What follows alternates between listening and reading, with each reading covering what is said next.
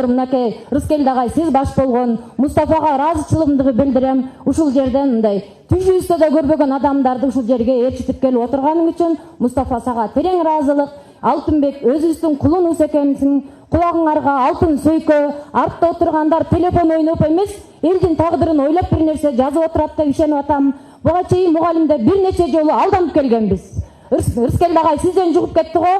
Биз сизди жогорку кеңештин аал акыны деп сезебиз. Чындыкты бетке айткан, чырылдаган, ишиңиздин жыйынтыгын чыгара билет го деп, ишиңиздин жыйынтыгын күтүп турабыз. Анан ушул жерден сиздин сөзүңүзгө уламдысы мугалимдер дагы деле алданып келгенбиз. Айлыгыңар көбөйдү деген менен биздин категорияны алып койгон. Мынакей бу жакаңа жака тагып бердим деген менен этегибизди кесип биздин жакабызга тагып берип келатат. Өкмөт дагы деле алдап келатат. Эми менин биринчи суроом мындай.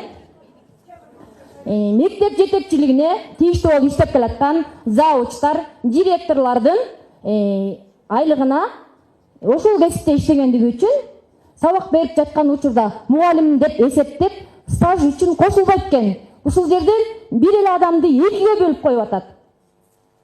Сабак өтүп жатса мугалим деп эсептелет, стаж үчүн кошулат. Стаж үчүн кошумча акы кошулбайт экен. Мектеп жетекчилиги болуп тургандыгы үчүн пет стажы кетет экен. Ушул менин суроома азыр эле жооп алгым келип турат. Бул менин биринчи суроом. Мектеп администрация болуп тургандыгы үчүн мугалимдик кесипте деп эсептелет. Ошол эле учурда сабак берип жатса бул мугалим болуп эсептелбей калат. Муну кандай караса болот? Мугалимдер бул биз токолдун да балдары болбой калып атабызганда. Өгөй болуп, бир адамды эки бөлөк бөлүп, эки бөлөк айлык төлөнүп атат. Бул менин биринчи суроом. Ал эми экинчи суроом болсо, бул башталгыч класстардын мугалимине тийиштүү да. Мурун жогорку класстардын мугалимдери 67 сом менен айлык алып келишкен ар бир сааты үчүн, туурабы? Анан кимге тийиштүү болду экен ушул вопрос, ушул суроо? Кимиңиздерге тийиштүү болду экен? Колуңуздарды көтөрүп койсоңуздар. Кимдер тактап жооп бере алат болду экен? Эч кимге тийиштүү эмес экен да? Улантам. Назира, сиз сурооңузду мындай берсеңиз, анан бул жакта мына азыр сурооңузду тактап жазып алалы, анан ким жооп берет, биз азыр өтөт. Хорошо. Жогорку класстын мугалимдер 67 сом менен айлык алган учурда, башталгыч класстын мугалимдери 81 сом айлык алып келишкен. Мындайча айтканда 20% менен. Эми азыркы жаңы чыккан закон боюнча 30% саат носителине көтөрүлүп атат. Азыркы кезде биздин окуп бизге жеткен маалыматтар боюнча жогорку класстын мугалимдеринин айлыгы 95 сомдон эсептелип калат экен. Анан биздин башталгыч класстын мугалимдеринин ишин эң оор экенин билесиңер. Кичинекей баланы эрезеге жеткирип, чоңойтуп, кадимки адам кылып, жогорку класстын колуна салып беребиз. Ошол учурда биздин айлык 95 сом менен калабы же саат носителине болуп 30% көбөйткөндө 114 сом менен эсептелеби?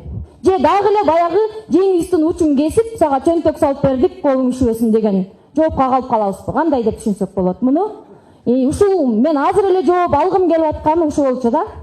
Анан ушул жерде келип аткан эл өкүлдөргө, Рыскелди агай, сизге ыраазычылык билдирем.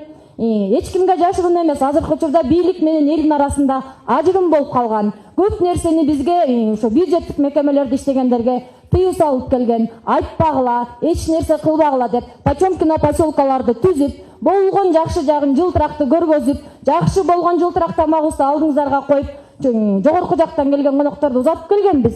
Ушул менин суроомдун артынан ушу биздин Нарын шаарынын билим берүү тармагында отурган башчыларга эч кандай кысым көрсөтүлбөйт го. Сенин баланча мугалим момундай сөздү айтып салды деп кысым көрсөтүлбөйт го деп ишенем. Рахмат.